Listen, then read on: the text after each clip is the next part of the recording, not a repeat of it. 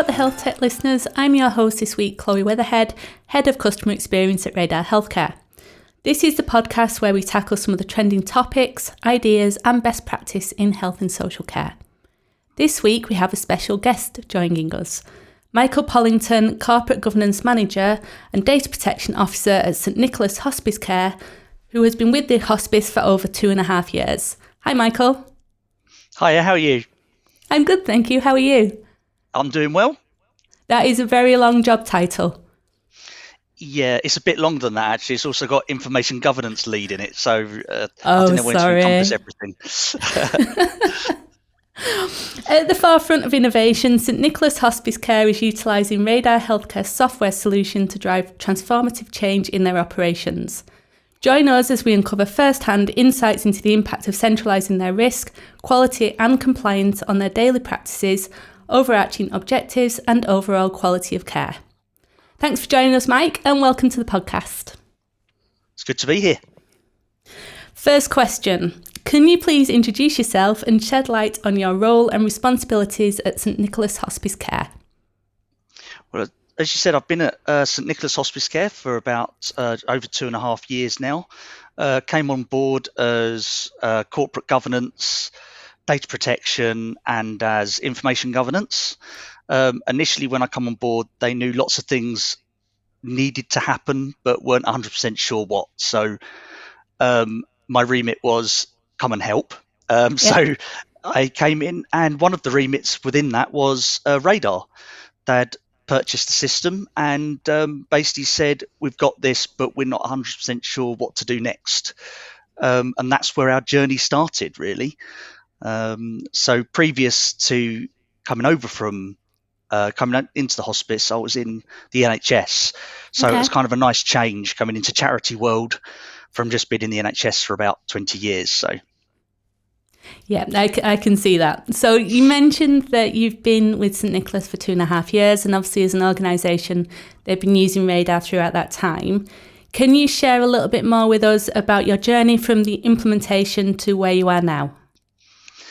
Of course, can. The key bits I think about it were that when I got there and I heard they had a compliance system, I was ecstatic, because sometimes you go to places and they don't have anything and they have about 50 Excel spreadsheets everywhere and it's just horrible. So straight away from day one, really, when I started to look at Radar, I knew that we had to start with incidents, get that out there as soon as possible and start recording them, because the organisation at the time only had about 60 incidents being logged a year. And I thought for a healthcare organisation, didn't quite sound quite right, because you do an awful lot of learning in healthcare. So as soon as we started to roll it out, and the way we did that was me just constantly hounding people, I think is the way I'm putting it. Constant communication, learning. Radar did some great training sessions with staff. We almost treated it like a relaunch, because they'd kind of sat on the system for quite a while. So we did a relaunch about 3 months in, really pushed it out there. Again, constant communication. I hounded them on another system we use called Workplace all the time, saying, we have Radar. You can log incidents on Radar. Have you heard of Radar? It's now spring, use Radar. That sort of constant stuff. I bet they absolutely loved you, Mike. They did. It was great. Some of them commented they found it funny, which was the idea to a certain extent, because people then remember it. Some of them, even though they didn't find it funny, at least knew what Radar was. That was the key bit. So eventually we knew we'd kind of got somewhere when the amount of incidents increased substantially. So I was smiling, the directors weren't, but I was really happy. So lots of learning started coming out of it. Lots of reports started coming back then of what it was that we were getting the instance on. And then the good thing about it was we knew we'd made it with it to a certain extent when people started saying, we've got a Radar that. That's what the expression came. They didn't say instance anymore. It was Radar.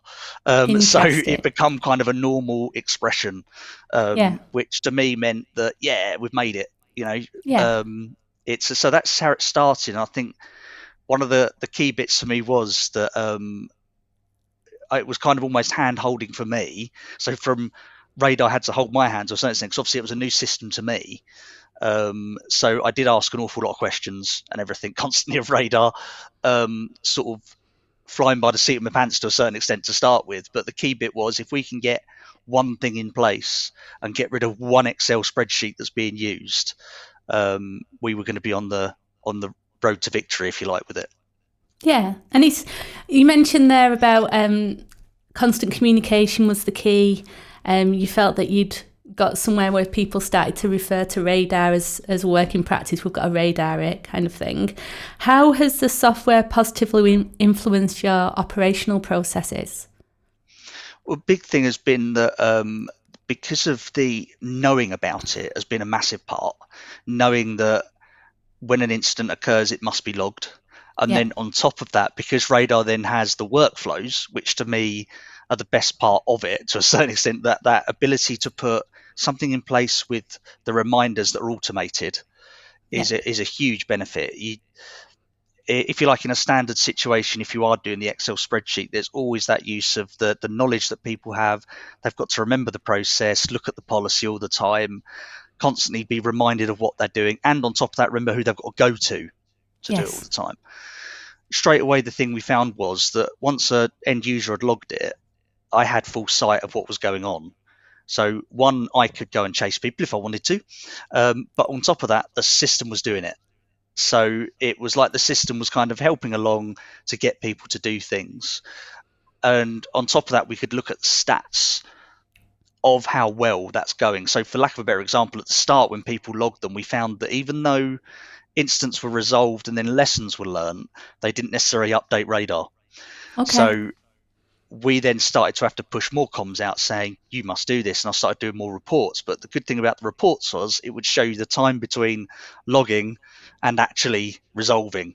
So when you went to a directorate meeting with these lovely stats that said you've taken, 4 months to close this incident, they were horrified, which was brilliant in a way, because what it showed you the evidence then of actually this does need to be rolled out to staff, saying this is a priority, you must get it done.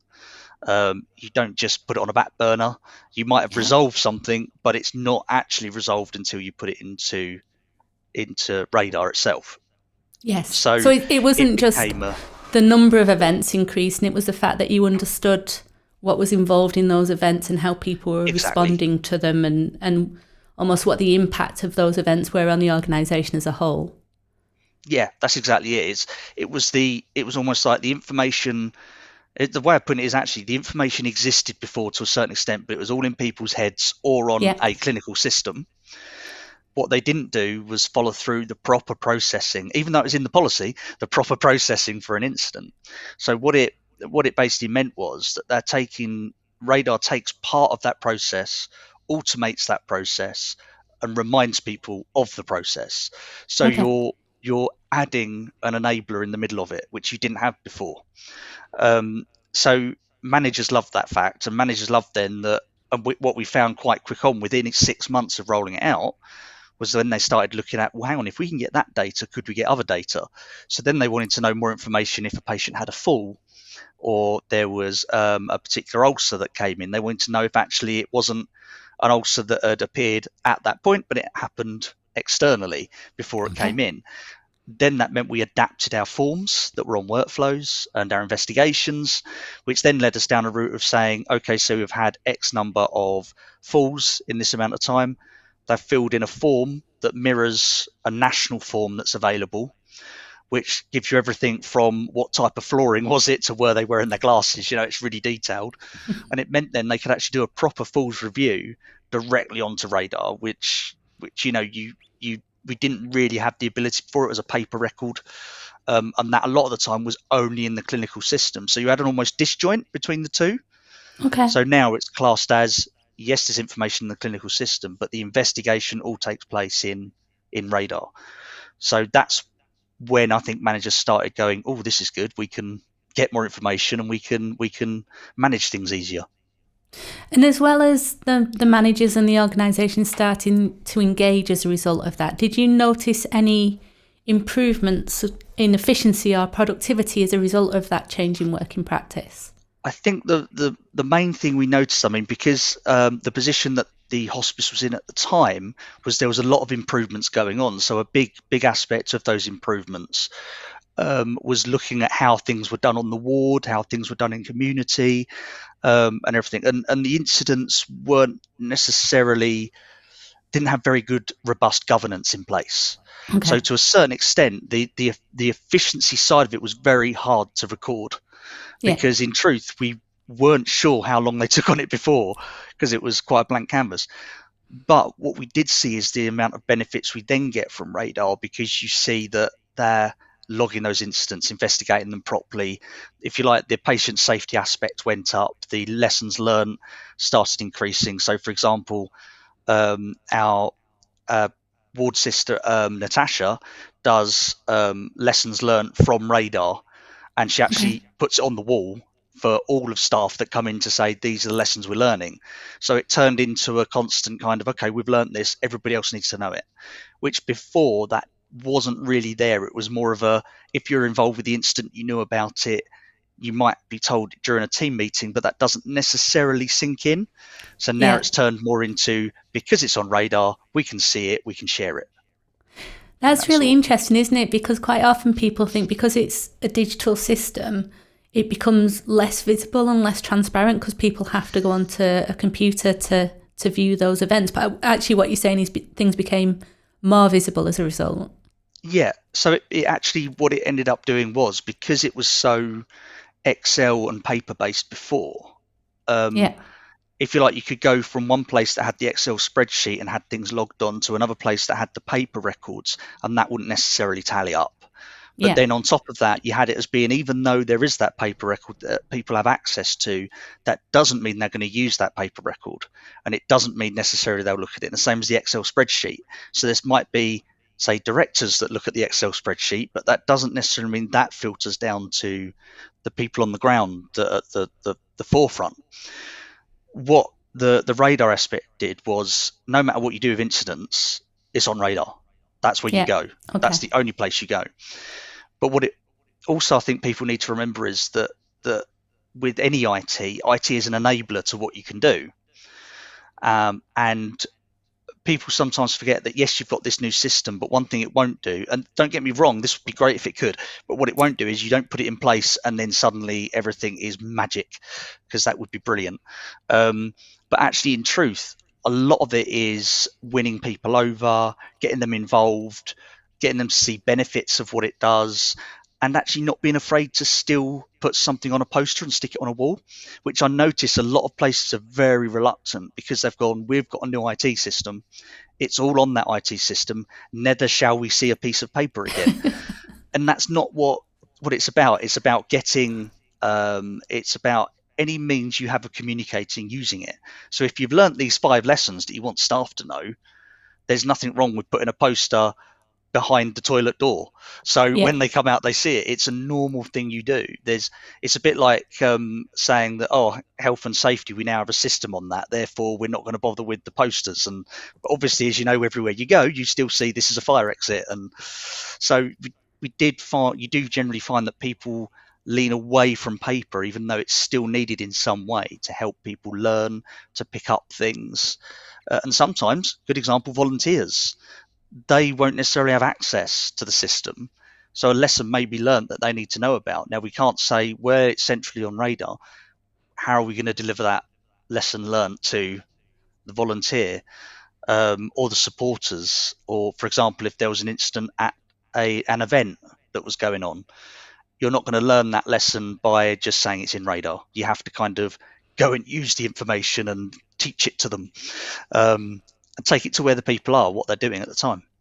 Yeah, so it sounds like actually the decision to purchase and implement the system is just one piece of the jigsaw, and actually a bigger challenge could be the hearts and minds piece, and getting colleagues and the organisation as a whole to engage and change their behaviour as a result.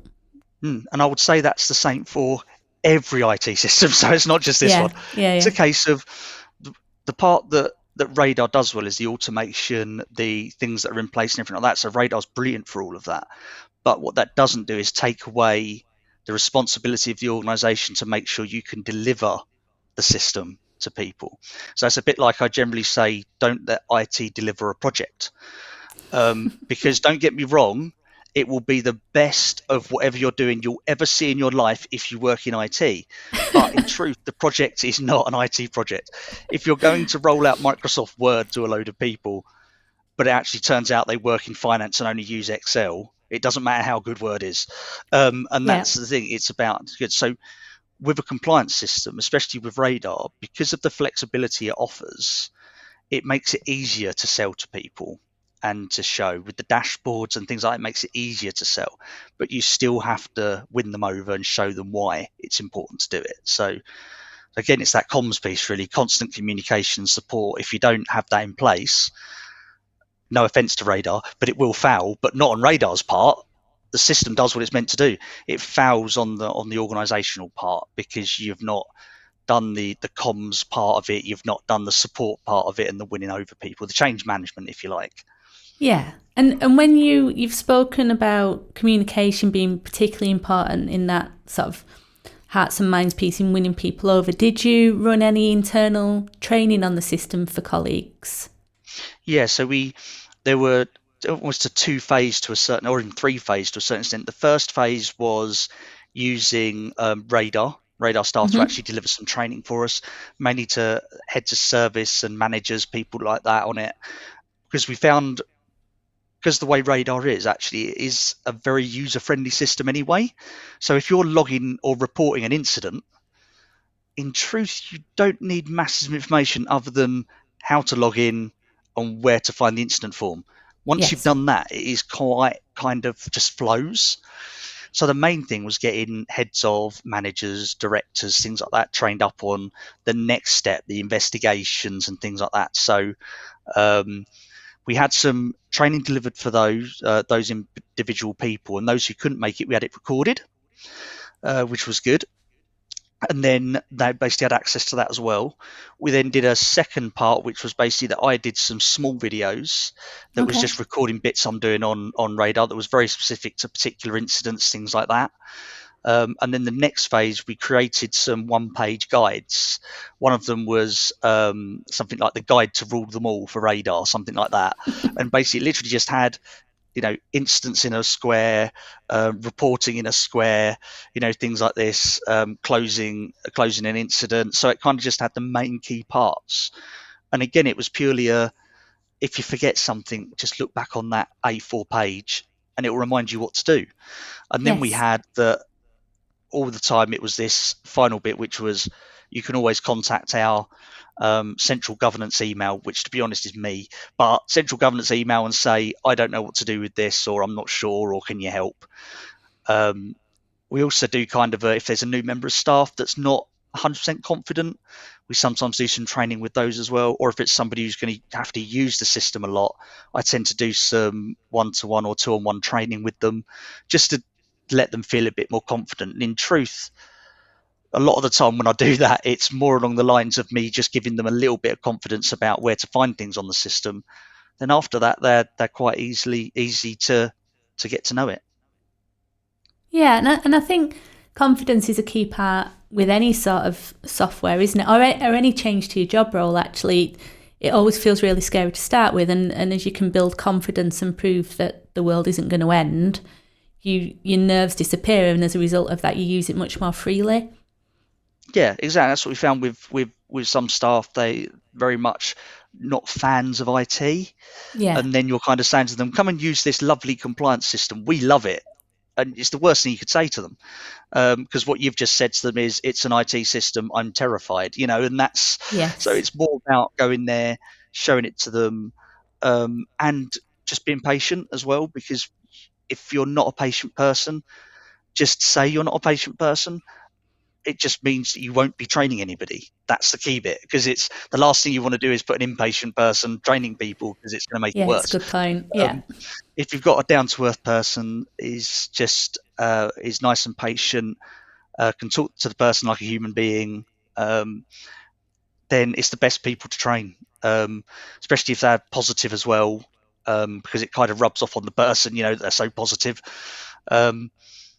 and it just kind of helps. But I do definitely think that the support being there has been enough for us. I imagine in a large hospital, a community, anywhere community based, things like that.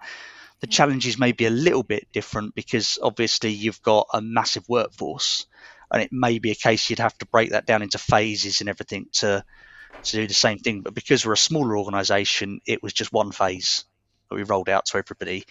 And I'd like to say, touch wood, that staff are happy and they just get on with it.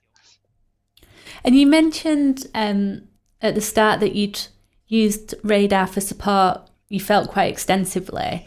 How did our customer service help you, and how does that compare to other software vendors that you've worked with in the past? Well, they had to deal with my silly questions for starters, which then after I've asked the question, realised what I was asking. But no, it was mainly around things that because the workflow side of it is the bit that I've always struggled to get my head around, how you kind of need to prepare it and present it to Radar so they understand what we want. Yeah. And I think that's a bit where, I'll be honest, I'm still getting used to it now, but they're always happy to help. So if I don't understand it, they'll talk me through it. You can actually ring a number and talk to a person, which is novel. Okay. A lot of clinical systems and other systems out there, it's very rare that you'll kind of talk to somebody that can help you straight away.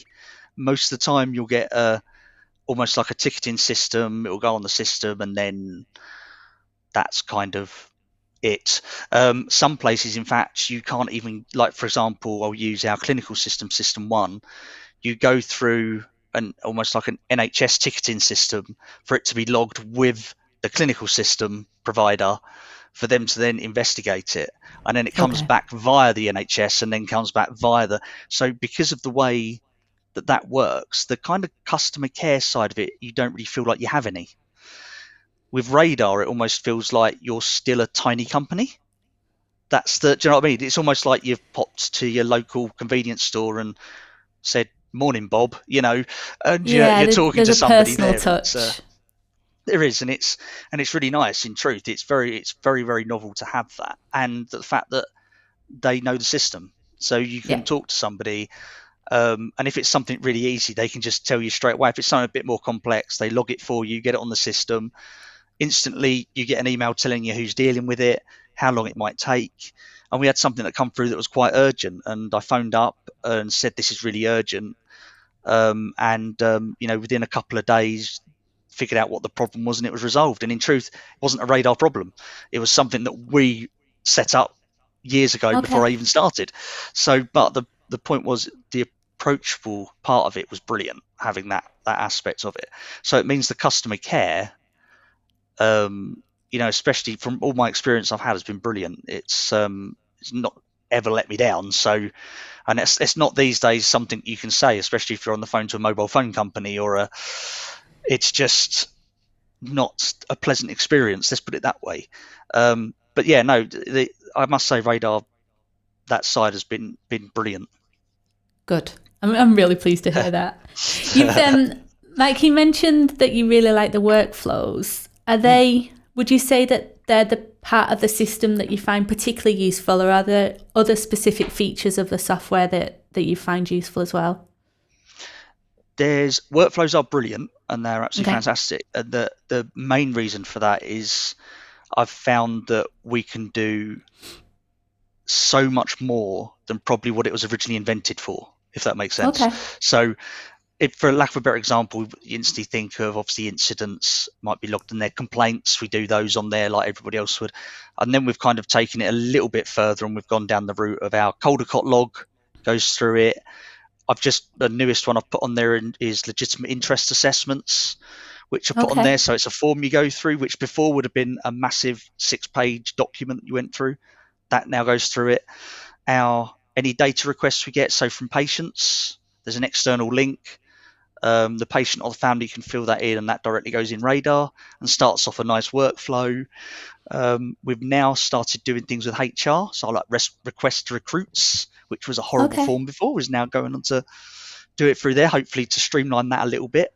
Data protection impact assessments. We do CCTV requests get logged through it.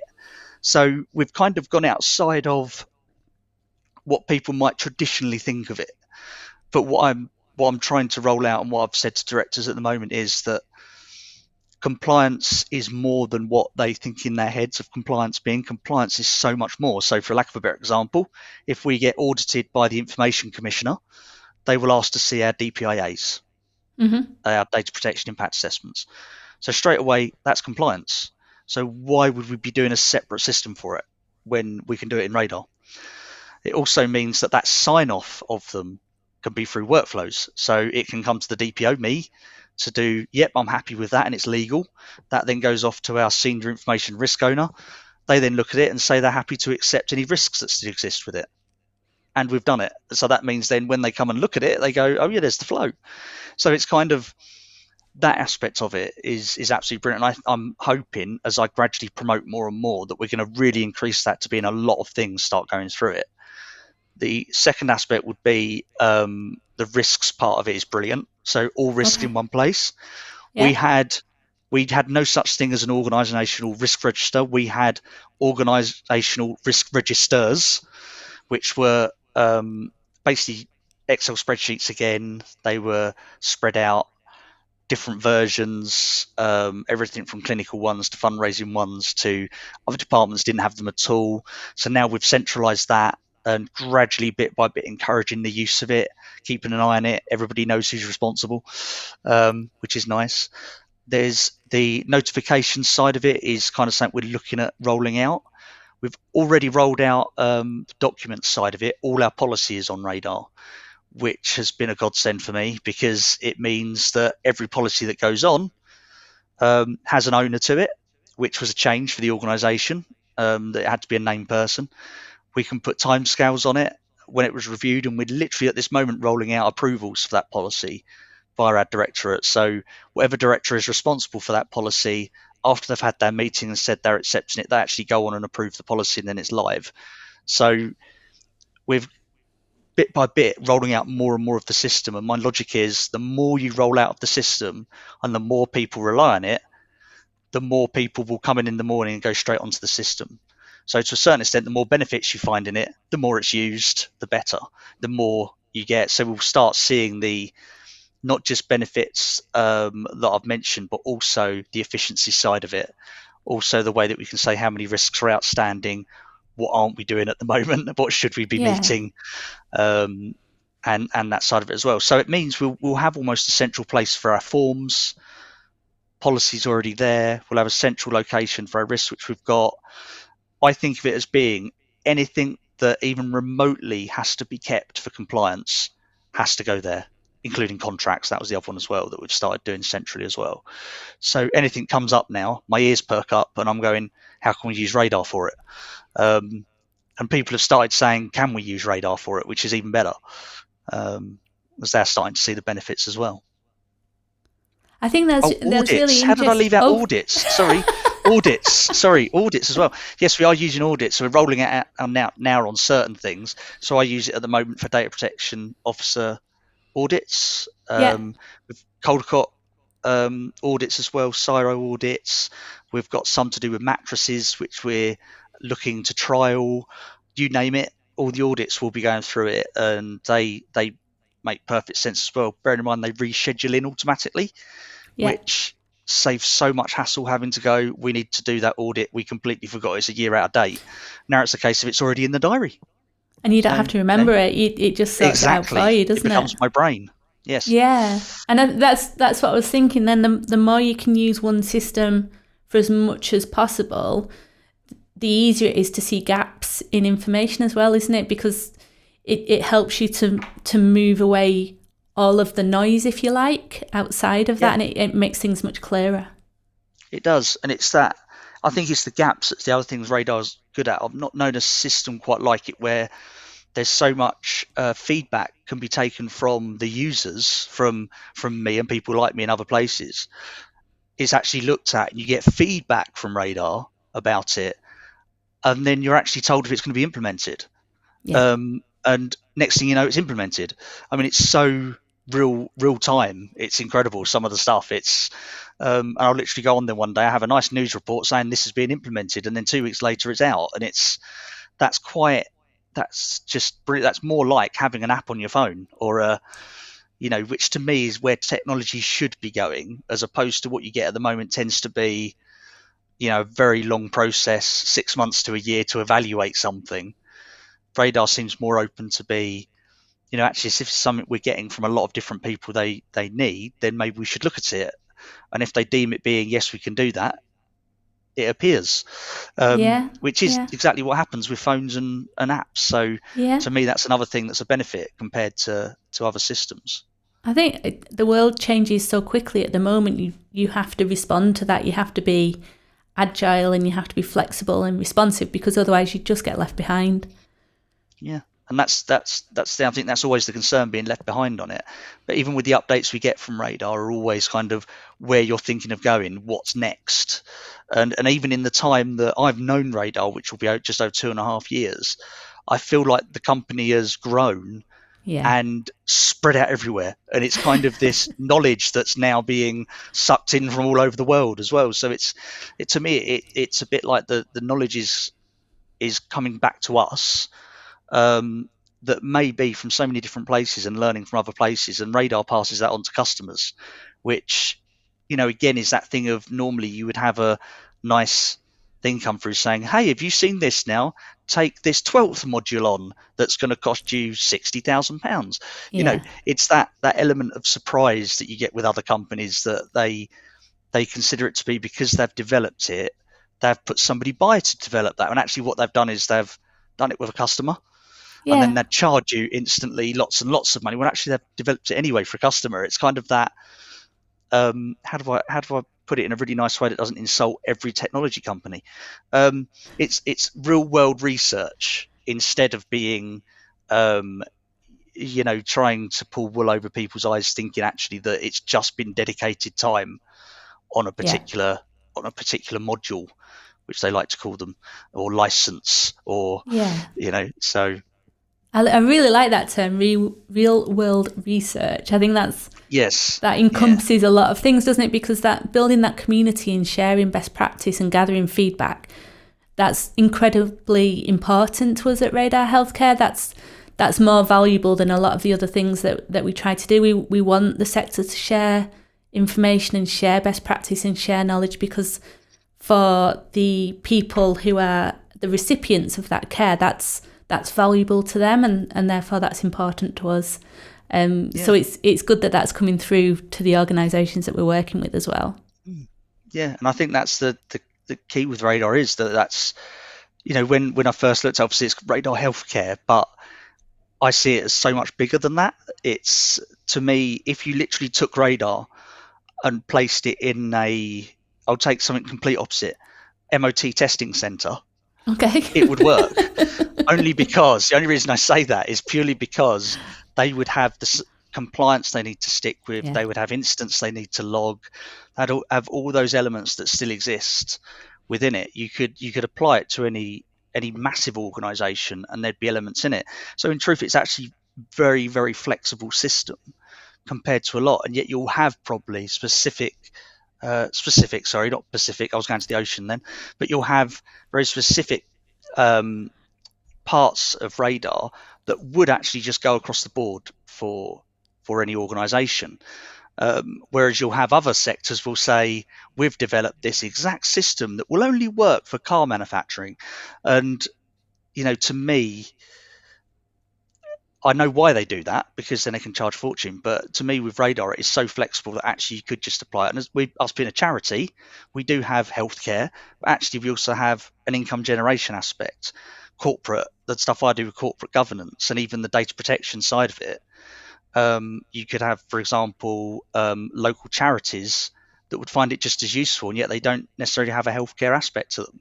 So it is that it's a system that is actually very, very flexible, and could potentially, not that I'm suggesting anything here, but it could potentially go even further outside of that when it comes to, not just healthcare, technically. Yeah, it's a really interesting point. One of the things I wanted to pick up with you is, What impact do you think Radar Healthcare has had on the end users, on your colleagues? Do you think it has, for example, released more time so that they have more time to do their jobs, to do the caring aspect of their jobs that most people join the profession for? Well, I think no, they absolutely hate it. No, just kidding. They no. What they've found is that with a lot of them, the frontline staff, because it was such a muddled process to start with, the main thing is safety element of it Okay. and the logging of those incidents. Efficiency wise, because we've had such a staff shortage, which I know this comes from every healthcare organisation everywhere at the moment, more than anything, we have had feedback that's, oh, I've got to do radar, I've got to go and investigate. But actually, they would have to do that anyway.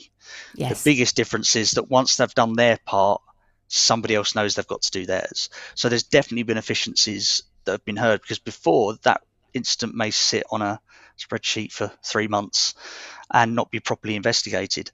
Now there's no way of hiding it, because one, I see it and do regular reports on it. Also, it's on the dashboard and tells the directors what's going on. So they're always there and always able to keep on top of it. So I believe there will be lots of efficiencies as it goes on. And I believe if we took it away now, they'd probably cry. Because they're so, if you like, they've got used to the system. Yeah. It works well for them. If we tried to do it in a different way, if we went back to paper, if we went back to the Excel spreadsheet, it would be a nightmare. So in that way, it blatantly shows there is efficiencies there, and it works for them.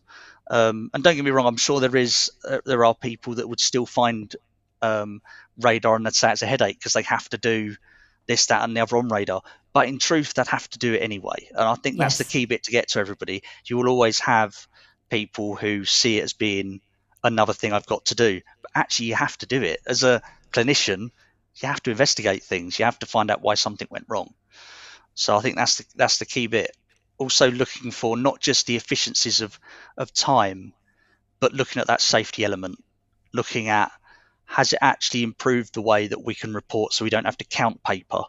Has it removed the need for us to gather lots of information together in lots of different places so we can meet with a patient? Whereas now we can actually just go on the system and it's there for us to talk to the patient straight away, or the patient's family.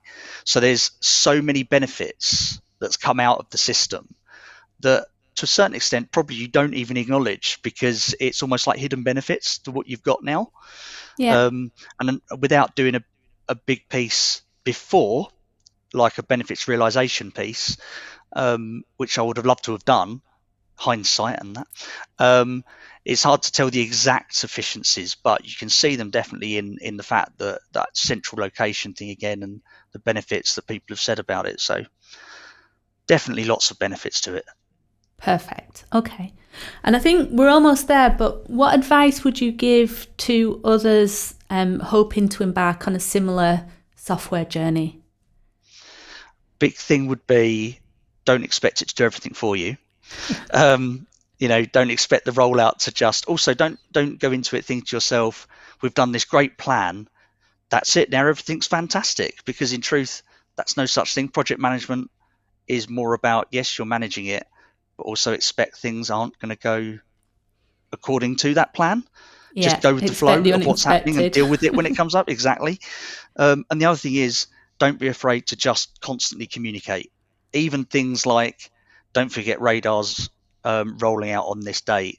Have you done your radar training? Is everybody booked on their radar training? Even, and I like to use humor to try and get things out to people, even if it is silly things like, spring has sprung and policies on radar. It just gets people to look at it and think about it. Even if it's a short video where actually you're talking about how to log an incident on radar, don't be afraid to actually turn around and make comical things, because when people watch it, the first thing they'll say when they come back to the other colleagues is, have you seen that video where Michael said? And it's more to do with helping people remember more than anything else. It's not just about getting a system going, it solved our problems, we can walk away. 6 months later, directors say, why don't we have any data? That doesn't happen. Data comes from what goes in the system.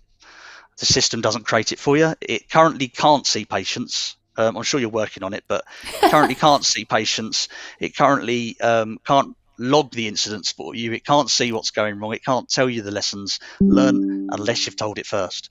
So do your planning for it. And when it comes to your processes you currently do, I'd recommend everybody to do a bit of process engineering, look at what processes are in place already, and then look at how you can convert that to a workflow.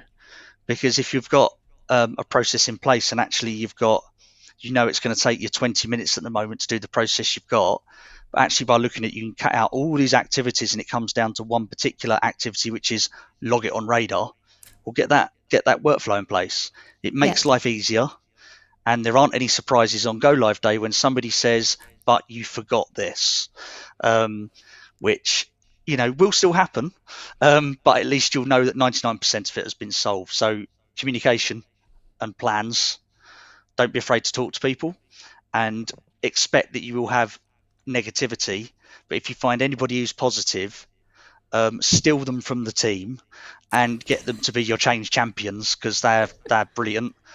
See if they see benefits in the system, try and get them out there talking to other people about it, because something coming from a nurse about what they're doing compared to this guy who's coming in a shirt who you don't know is always going to sell a lot better than this other guy. So it's always good to get the actual end users bought into it and on board with it. I've been lucky because I've had quite a few people that are like, oh, I love that Radar can do this. And but it's, if you do find them, nurture them, bribe them with whatever you can, chocolate cake, get them to work for you and help you roll it out, because it makes life easier.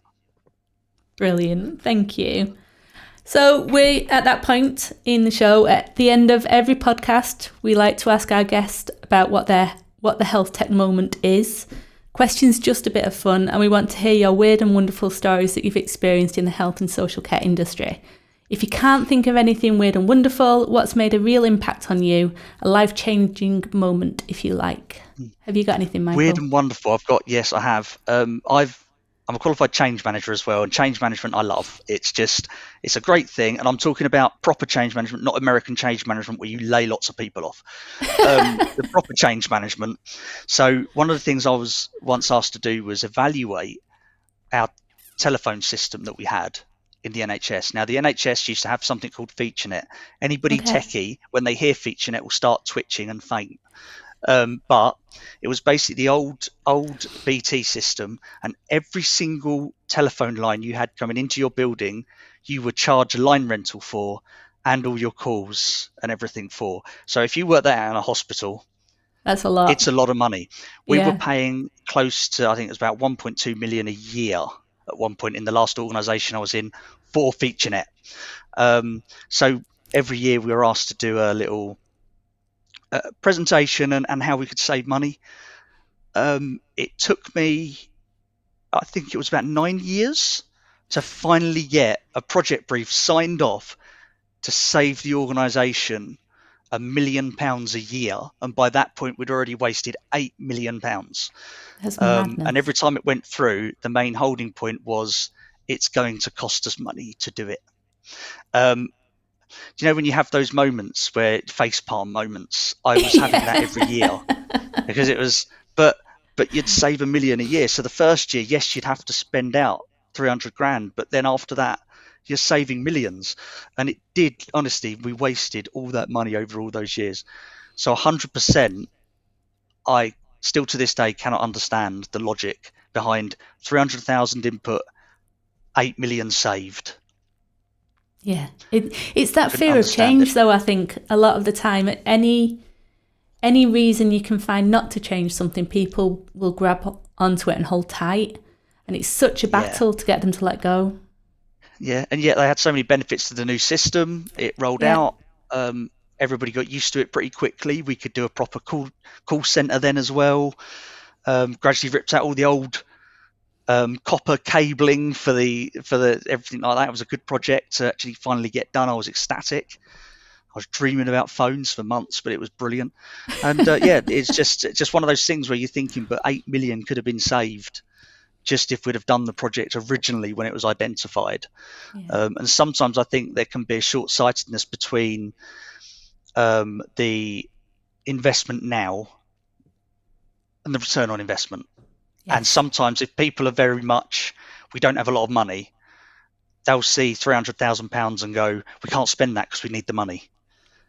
They don't get that actually by investing it, then you're saving all this money years to come. They're very blinkered towards actually by investing now, save money later. And IT will never, ever return on investment instantly. It's always an ongoing thing. So you'll see the next year you might not save anything. The year after that, you might save a bit. And the year after that, you save even more. By then, there might be something newer that saves you money. So it is a constant reinvestigation and investment in it. So yeah, there were quite a few projects like that, but that was the one that was huge money that every year I just went, right, that's 2 million, that's 3 million, that's 4 million. Like that 8 million, we could all now have an iPad for staff, an iPhone for staff.